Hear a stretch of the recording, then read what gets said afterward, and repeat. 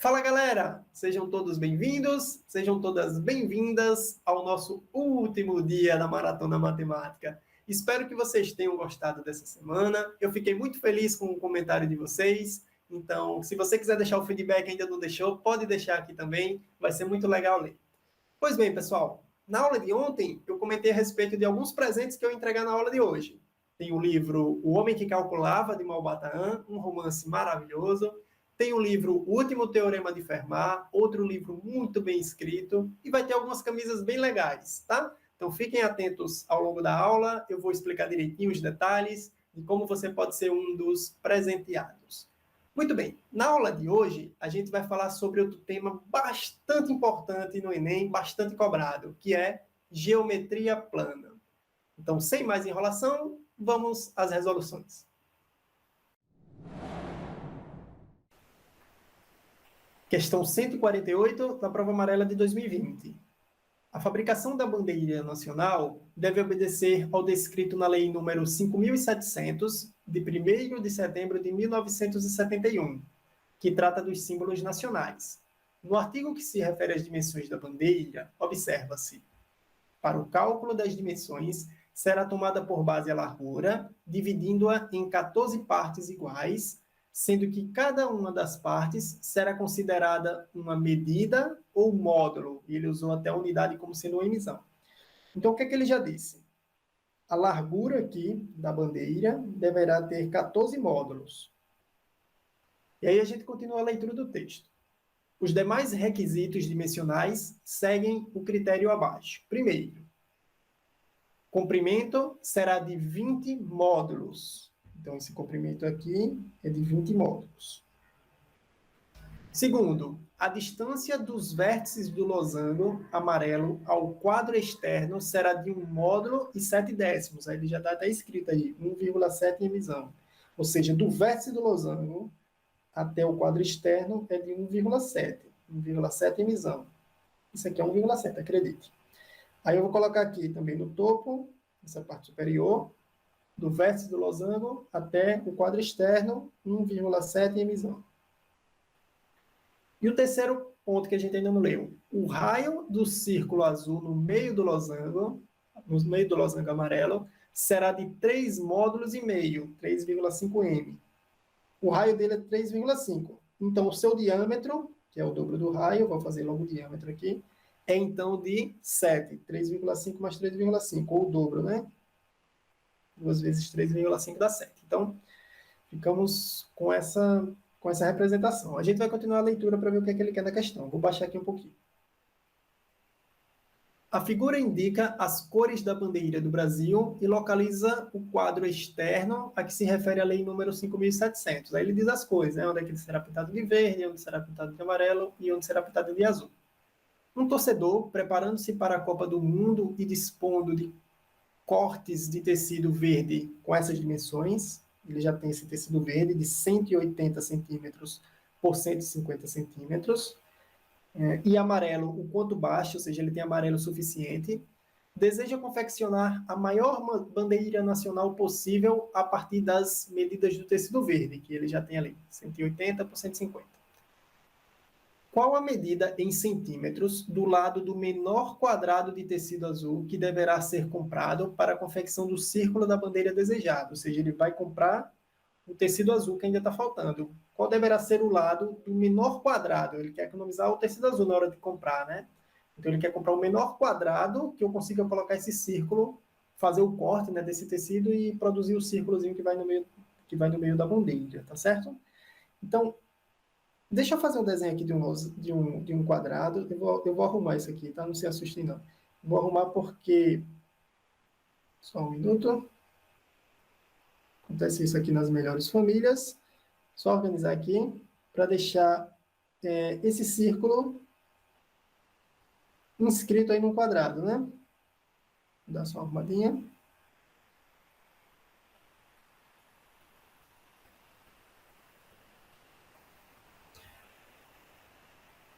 Pronto, aí eu coloquei um quadradozinho, o círculo está inscrito nesse quadrado. Eu quero saber qual deve ser o tamanho do menor quadrado que eu vou comprar de tecido azul para que eu consiga desenhar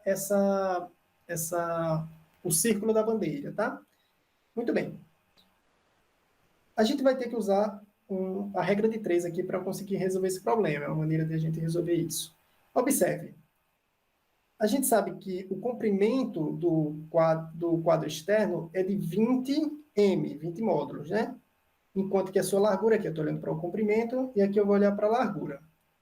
20 módulos está para 14, que é a largura, assim como, aí eu vou usar o tecido verde dele, 180 está para x. Eu não sei quanto é esse x aqui. 20 está para 14, repetindo, assim como 180 está para x, comprimento e largura. Se esse valor de x ele for superior a 150, significa que eu tenho que mudar um pouquinho essa regra de 3, porque eu não consigo ter um valor maior que 150, uma vez que o tecido verde já está comprado, ele já tem esse tecido. Então, caso ocorra desse x ser maior que 150, eu devo inverter essa regra de 3. Devo fazer assim, 20 está para 14, assim como, aí eu olho agora para o 150, está para um valor y.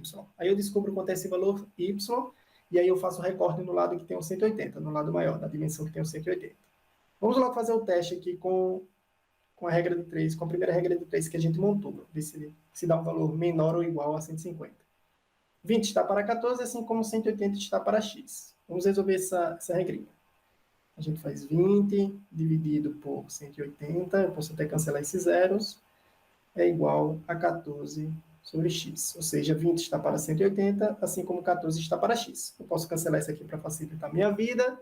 Se você quiser, você pode simplificar essa fração por 2 também, vai ficar 1 sobre 9. Mas eu vou fazer aqui direto mesmo pelos extremos. 2 vezes x dá 2x, 14 vezes 18. Passa esse 2 dividindo, x é igual a 14 vezes 18, dividido aqui por 2. Se você dividir 14 por 2, dá 7, e isso implica que o x é igual. 7 vezes 18 dá 70 mais 56, 136, 126, perdão. 126. Então, o valor de x é de 126. Como o 126 é menor do que o 150, significa que eu consigo fazer essa bandeira com o lado completo 180. Uma das dimensões 180 e a outra eu faço um recorte no 150 para deixar ela com o tamanho de 126 centímetros, tá? Pois bem, nessa bandeira que a gente está formando, eu vou ter um comprimento, vou pedir permissão aqui para riscar até aqui, ó. Eu vou ter esse comprimento do quadro externo de 180, é o valor do tecido verde, e a largura será de 126. Aqui será de 126. Aí observe o seguinte, esse quadrado que eu desenhei aqui no meio, ele tem 7m, porque o lado do quadrado coincide com o diâmetro do círculo. E perceba que 7 é exatamente a metade de 14, ou seja, o lado do quadrado, para poder você produzir o círculo azul, é a metade da largura do quadro externo. Um lado era 14m e o outro é 7. Como a bandeira com tecido verde que eu estou usando, que eu estou produzindo, ela tem 126 centímetros, o quadrado que eu vou comprar azul deve ter a metade desse valor, a metade de 126. E aí você vai aqui na opção correta, a metade de 126, 50 mais 13, 63. É o item D, que é o item correto. Então, a resposta para essa questão é o item C, vale 63.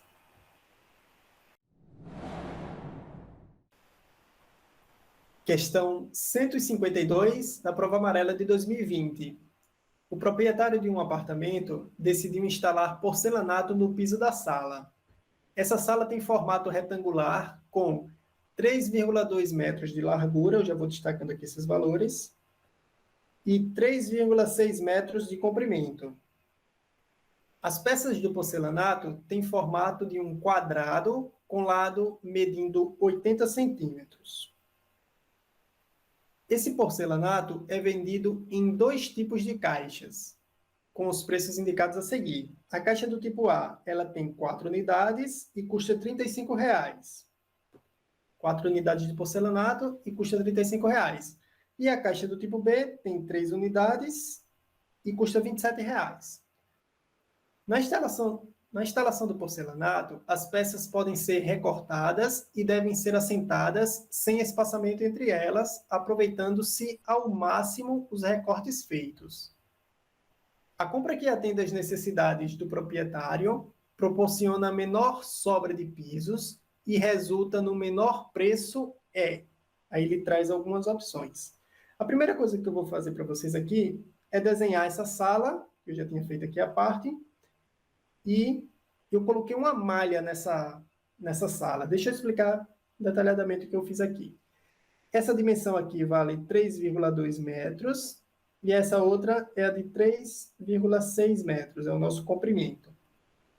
Perceba que o porcelanato ele tem um formato quadrado com 80 centímetros por 80 centímetros, tá?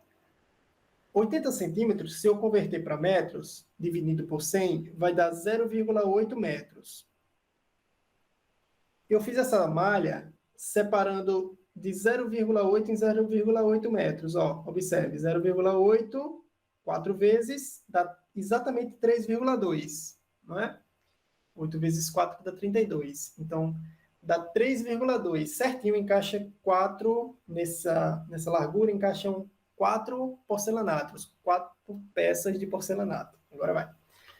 E aí, o que é que eu faço também? Nessa outra dimensão, no comprimento, eu também fiz a malha, só que acontece um pequeno probleminha aqui.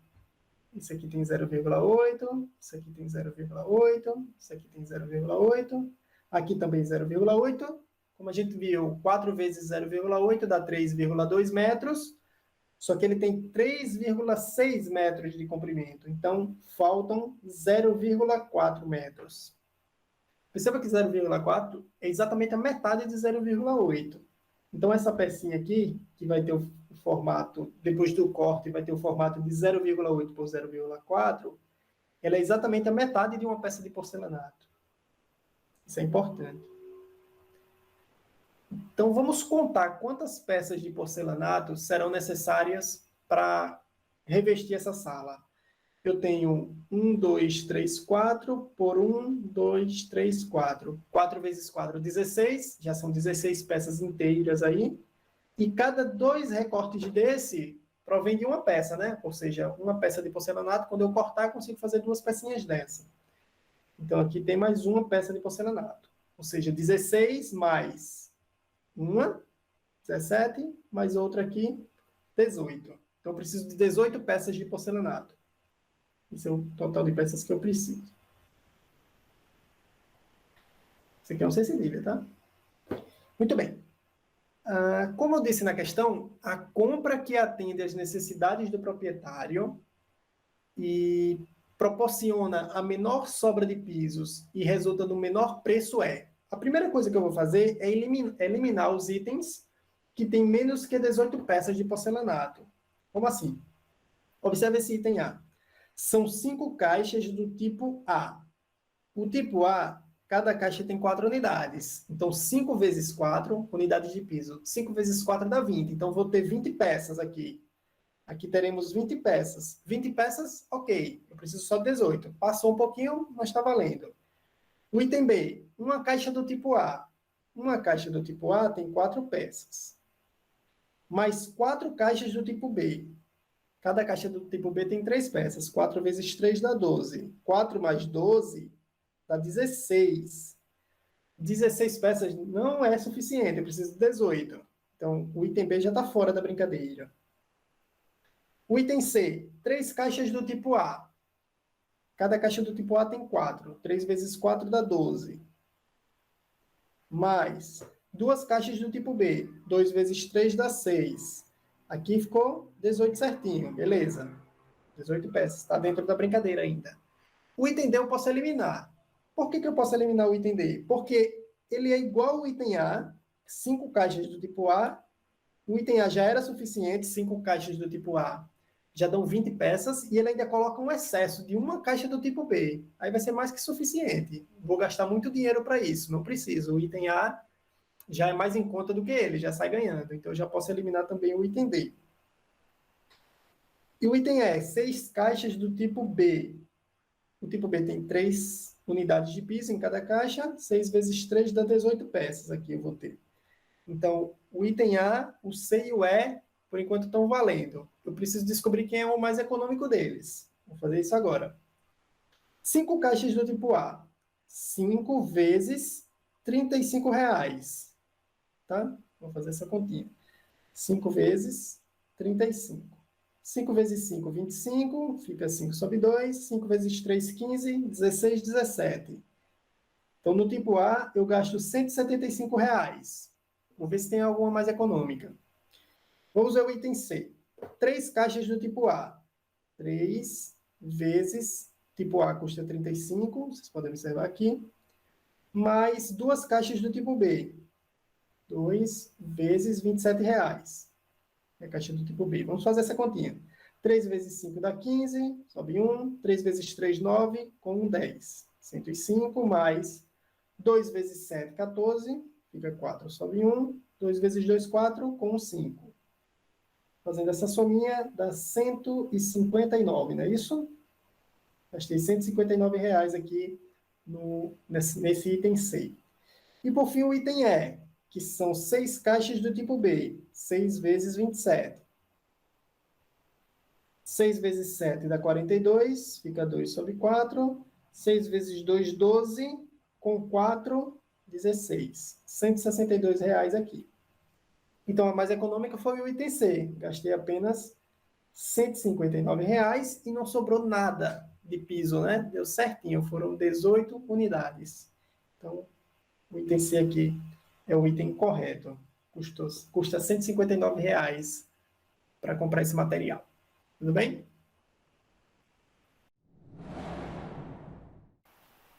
Questão 154 da prova amarela de 2020. O fenômeno das manifestações populares de massa traz à discussão como estimar o número de pessoas presentes nesse tipo de evento.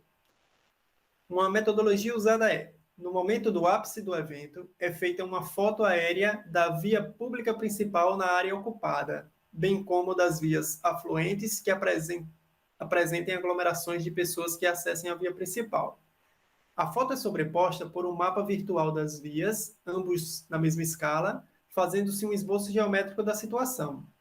Em seguida, subdivide-se o espaço total em trechos, quantificando a densidade da seguinte forma.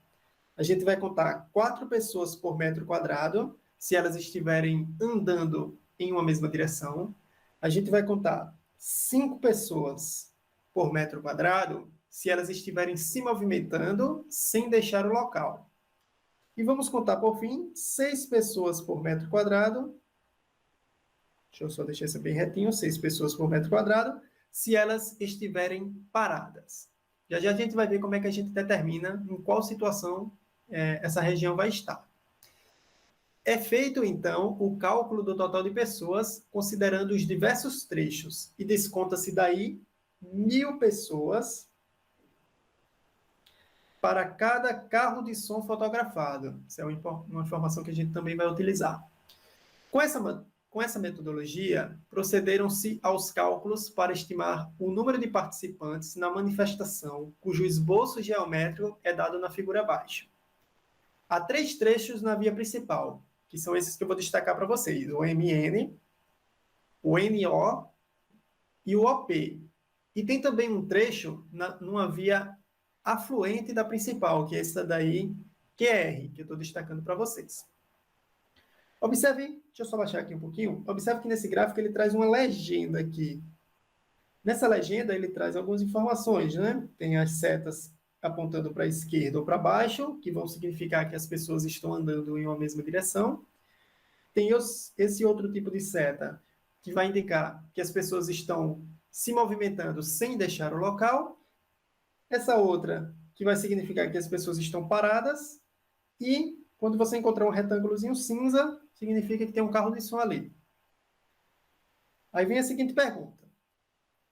Deixa eu baixar mais um pouco. Segundo a metodologia descrita, o número estimado de pessoas presentes à manifestação foi igual a... Como é que a gente vai fazer isso? Deixa eu só baixar aqui para ganhar um espaço.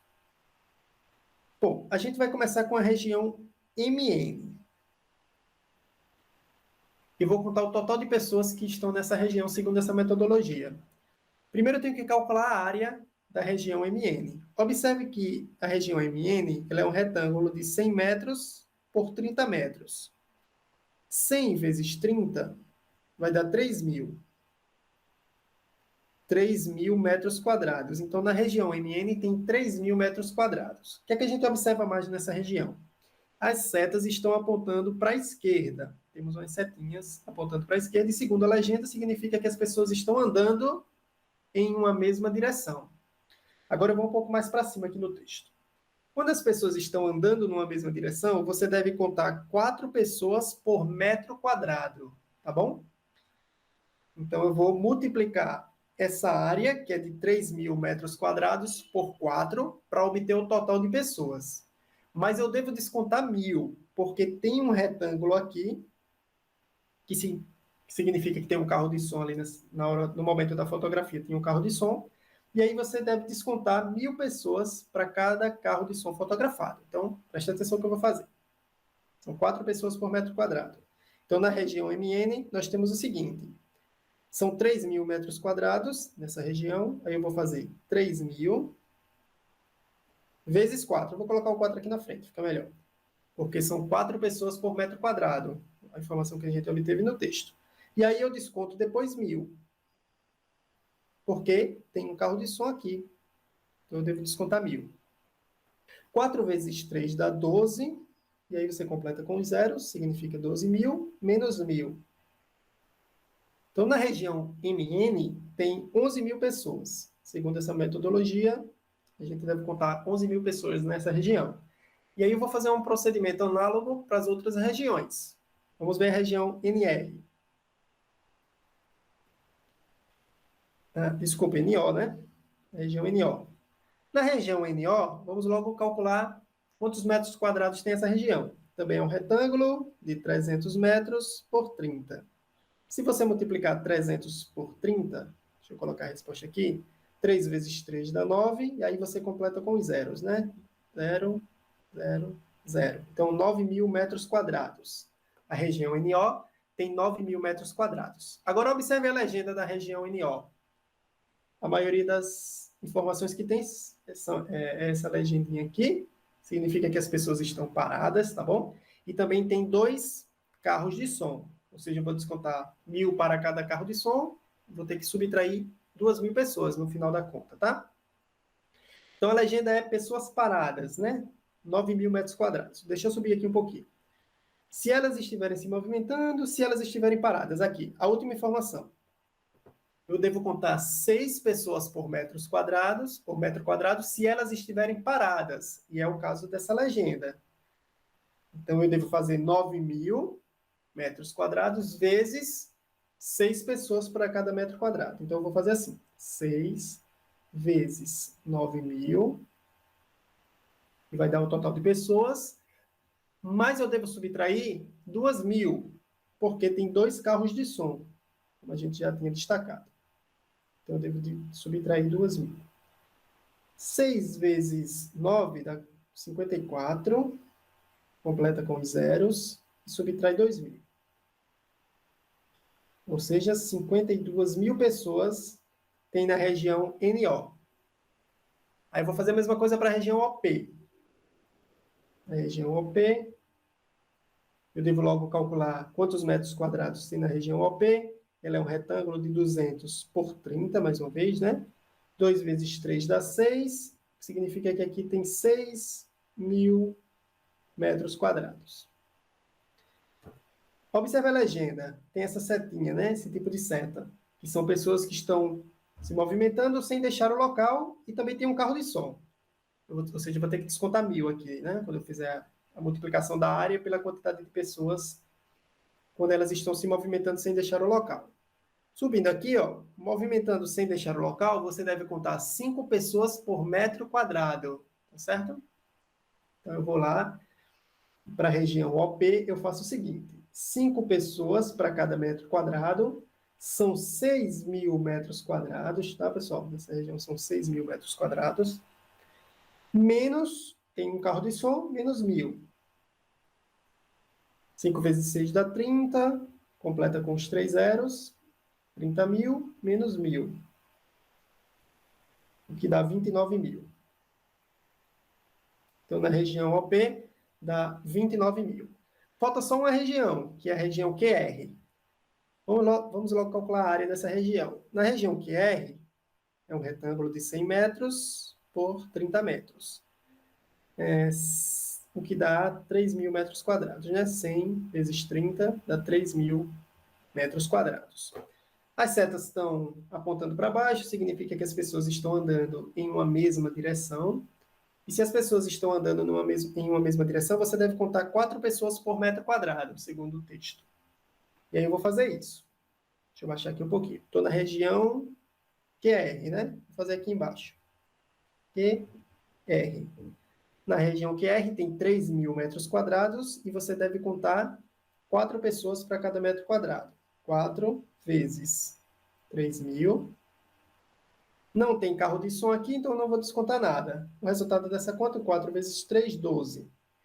Então, nessa região, você deve contar 12 mil pessoas, tá? Na região QR. E agora você só faz a soma.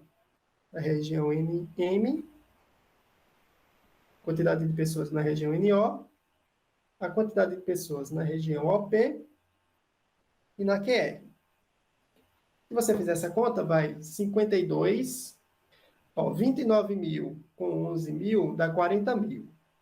40 mil com 12 dá 52 mil. 52 mais 52, 104 mil. Então, ao todo, temos 104 mil pessoas nessa manifestação, que a gente reconhece como sendo o item B.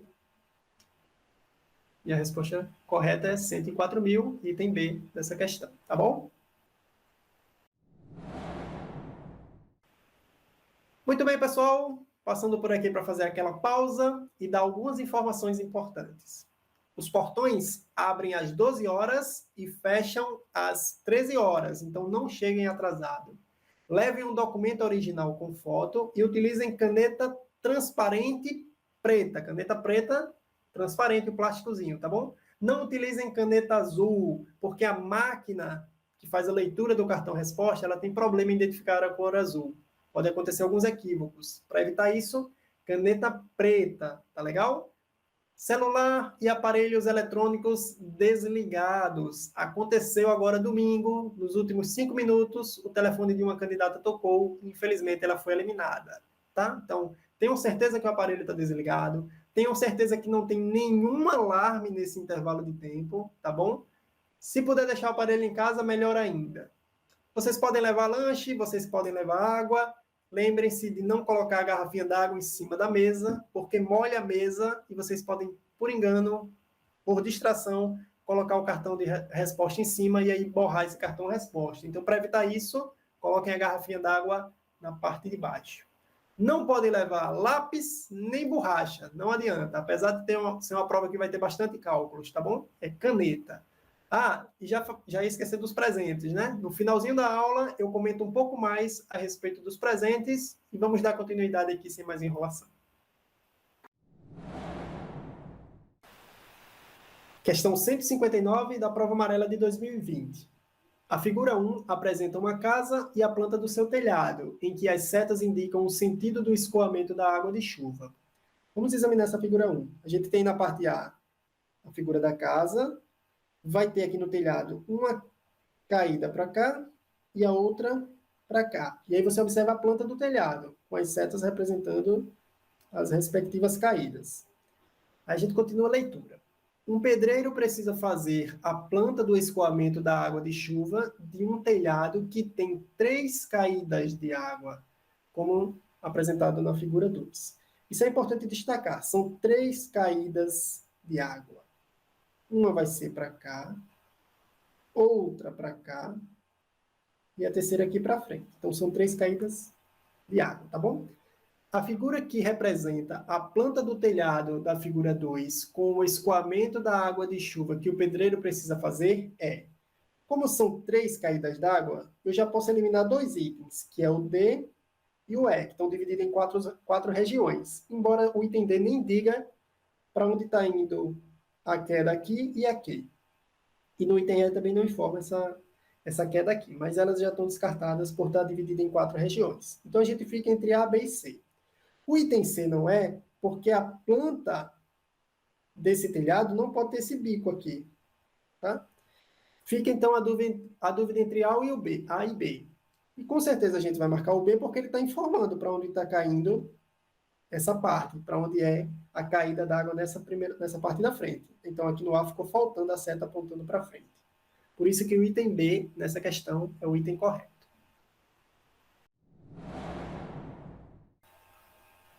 Questão 169, da prova amarela de 2020. A Lei Municipal para a Edificação de Casas em Lotes de uma cidade determina que sejam obedecidos os seguintes critérios, vou destacá-los. Afastamento mínimo de 4 metros da rua. Segundo critério, afastamento mínimo de 1 metro da divisa com outro lote. E o terceiro e último critério é área total construída da casa entre 40% e 50% da área total do lote. Um construtor submeteu para aprovação na prefeitura dessa cidade uma planta com propostas para a construção de casas em seus 5 lotes. Cada lote tem área medindo 200 metros quadrados. Ele informa aqui a área de cada lote. A imagem apresenta um esquema sem escala, no qual estão apresentados os lotes, as ruas e os afastamentos considerados nos projetos entre as casas e as divisas dos lotes. As medidas indicadas no esquema estão expressas em metros. Então, deixa eu baixar um pouquinho mais aqui, para a gente observar essa planta, tá? Todas as medidas aqui estão em metros e, como o texto falou, está fora de escala. Observe, a gente conseguiria descobrir também que essa área de cada lote, que é 200 metros quadrados, a gente conseguiria descobrir através da planta, né? Se você observar, 20 vezes 10 dá 200. Então, cada área aí cada lote tem 200 metros quadrados de área. Deixa eu continuar a leitura aqui para ver o que ele quer. A prefeitura aprovará apenas a planta da casa, então, somente uma dessas plantas está atendendo os 3 critérios. Vamos tentar descobrir qual é.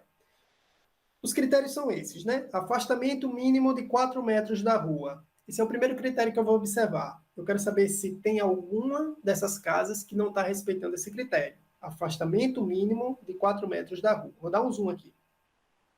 Observe a casa 1. Ela tem 4 metros aqui de afastamento para a rua, 4 metros aqui. Então, a casa 1 está ok, está respeitando a metragem correta. A casa 2, 4 metros. Lembre-se que 4 metros é o valor mínimo, né? Então, aqui está correto. Na casa 3, 4 metros para a rua, 4 metros para a rua, então está respeitando esse espaço. Quando você observa a casa 4, ela só está deixando 2 metros para a rua. Lembre-se que o mínimo é 4 metros. Então, essa casa 4 aqui já está fora da brincadeira. Então, já vou riscar ela, não preciso nem olhar para a planta dela. Já a casa 5, você observa que ela deixou aqui os 4 metros para a rua, então esse primeiro critério, só eliminou a casa 4. Deixa eu dar um zoom de novo aqui e voltar para o segundo critério. Afastamento mínimo de 1 metro da divisa com outro lote. Mínimo de 1 metro da divisa com outro lote. Vamos ver quem podemos eliminar aqui. A casa 1, com outro lote, deixou 1 metro, então está tranquilo. A casa 2 também deixou 1 metro para esse lote e 1 metro para o lote que está à sua direita. Então, está tranquilo aqui. A casa 3 deixou 1 metro para esse lote, deixou 4 metros para esse. Lembra-se que no mínimo é 1, então não tem problema se deixar 4. A 4 eu não olho mais. Aqui deixou 1 para esse lote, 1 para esse, 1 para esse. Então, pelo segundo critério, eu não consigo eliminar ninguém. Vamos olhar para o terceiro e último critério. Área total construída da casa entre 40% e 50% da área total do lote. Lembre-se que a área total do lote é 200 metros quadrados. 40% de 200 metros, 40% de 200.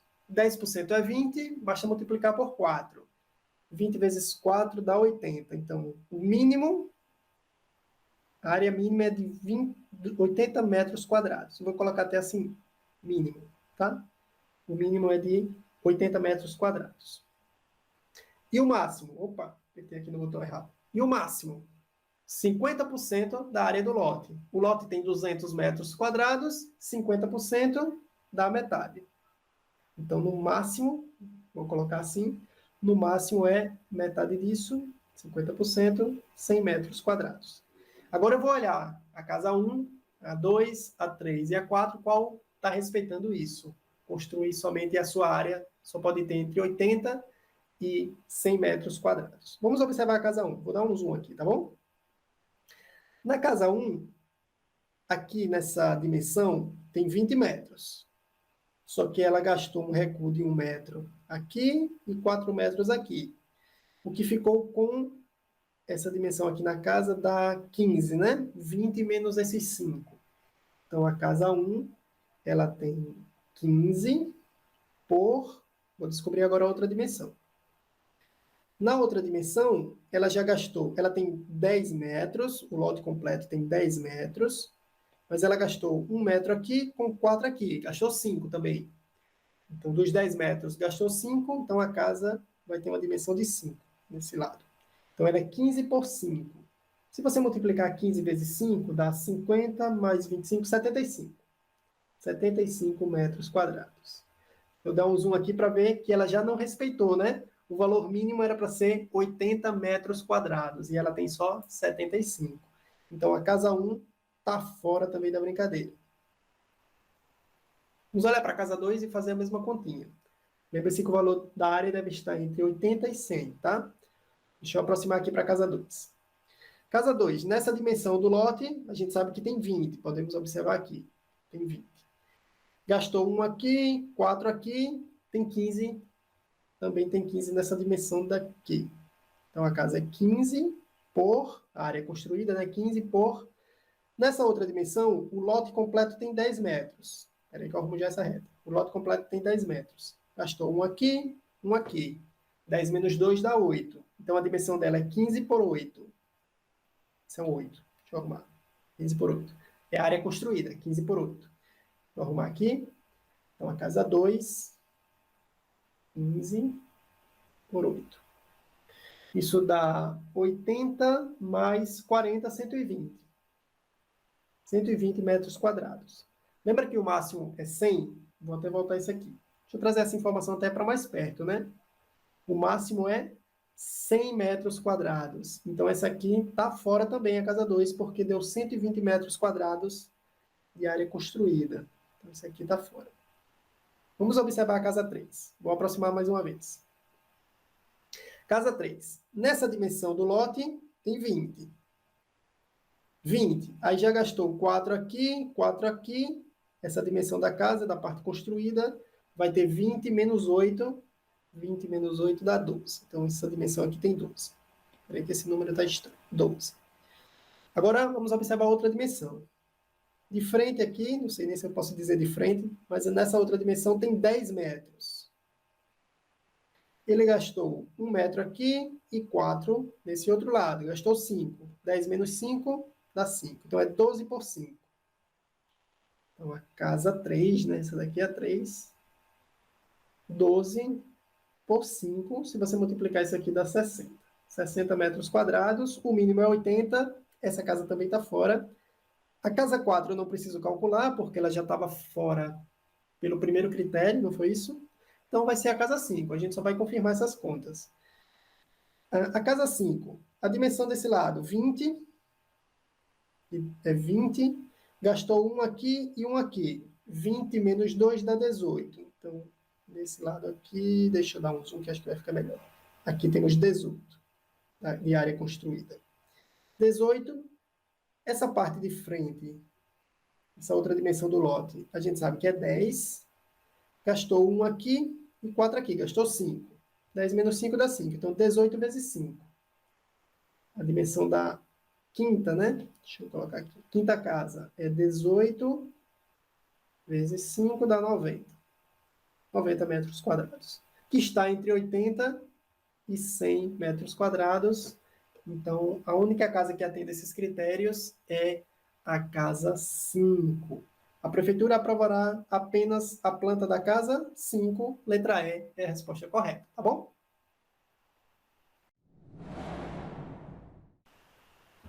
Questão 178 da prova amarela de 2020. Azulejo designa peça de cerâmica vitrificada e ou esmaltada usada, sobretudo, no revestimento de paredes. A origem das técnicas de fabricação de azulejos é oriental, mas sua expansão pela Europa traz consigo uma diversificação de estilos, padrões e usos, que podem ser decorativos, utilitários e arquitetônicos. Azulejos no formato de octógonos regulares serão utilizados para cobrir um painel retangular, conforme ilustrado na figura que vocês estão vendo aí embaixo. Então, a gente vai estar utilizando octógonos regulares. São essas figuras que estão aqui de cinza, tá? Essas 8 figuras geométricas aí. Octógonos regulares, formado tem 8 lados esse polígono, os lados têm a mesma medida, consequentemente os ângulos internos, os 8 ângulos, também vão ter a mesma medida, tá bom? Continuando a leitura.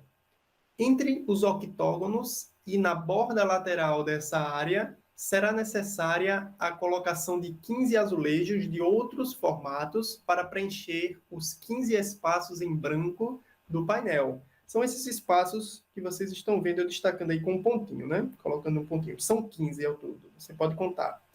Então, a gente vai precisar colocar nesses espaços azulejos de outros formatos. Aí eu continuo aí a leitura. Vamos preencher, isso é importante eu também destacar, com 15 azulejos, tá? 15 azulejos de outros formatos. Vou destacar aqui. E continuando. Uma loja oferece azulejos nos seguintes formatos. Primeiro, triângulo, retângulo, isósceles. Você lembra o que é um triângulo, retângulo, isósceles? Um retângulo é porque tem um ângulo reto, né? Um ângulo de 90 graus. E ele é dito isósceles porque os dois catetos têm a mesma medida. Vou fazer aqui a hipotenusa e o ângulo de 90 graus. Então, esse é um triângulo retângulo isósceles. Aí, o outro formato, triângulo equilátero. É aquele triângulo onde todos os lados têm a mesma medida, né? Consequentemente, os ângulos internos têm a mesma medida também, é de 60 graus. Deixa eu tentar fazer esse desenho. Tá. Então, esse triângulo equilátero significa que todos os lados aqui têm a mesma medida, tá? Consequentemente, os ângulos internos todos são iguais a 60 graus. Lembrando que a soma dos ângulos internos de um triângulo, de qualquer triângulo, é sempre 180. Não vai utilizar isso aqui, mas vamos continuar. E outro formato, o último, é o quadrado. Continuando.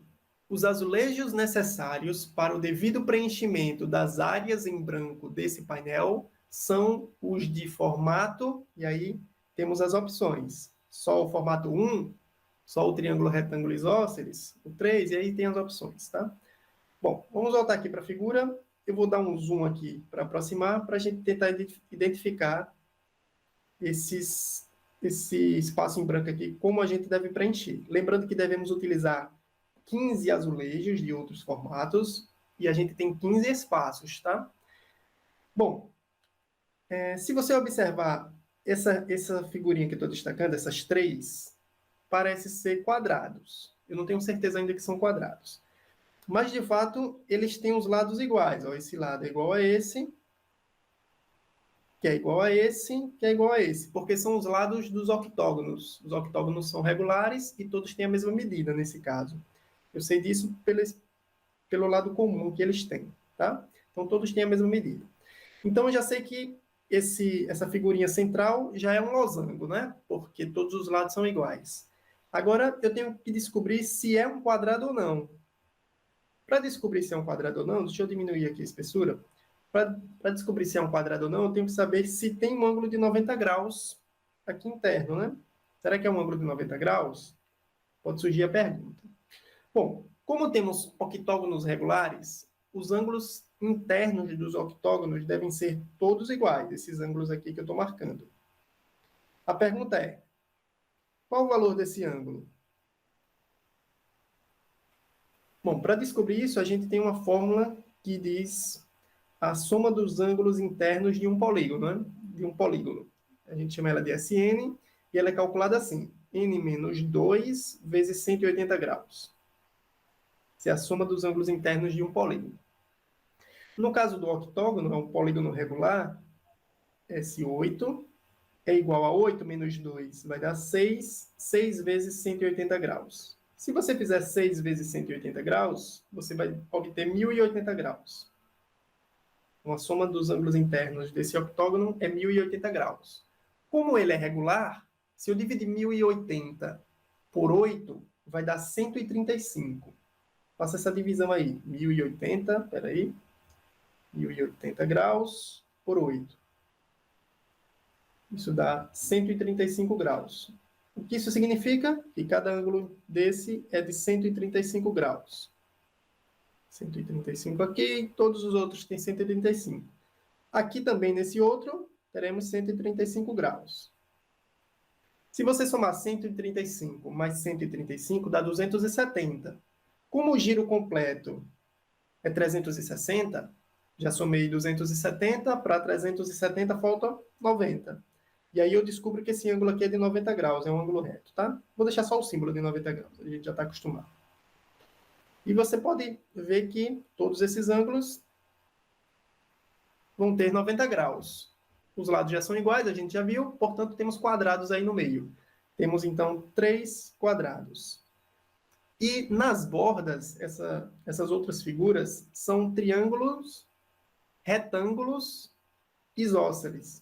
Porque esse lado, eu tenho certeza que é igual a esse. A gente já viu que esse ângulo aqui é de 90 graus, então temos um triângulo, retângulo, isósceles. Então todas as outras figuras serão triângulos, retângulos, isósceles.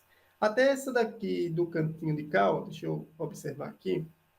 Essa do cantinho também é um triângulo, retângulo, isósceles. Como a figura está dentro de uma moldura que é um retângulo, aqui tem um ângulo de 90 graus, e esse lado é igual a esse, tá bom? Então, são triângulos, retângulos, isósceles e quadrados para preencher esses espaços. Vamos ver qual a opção correta?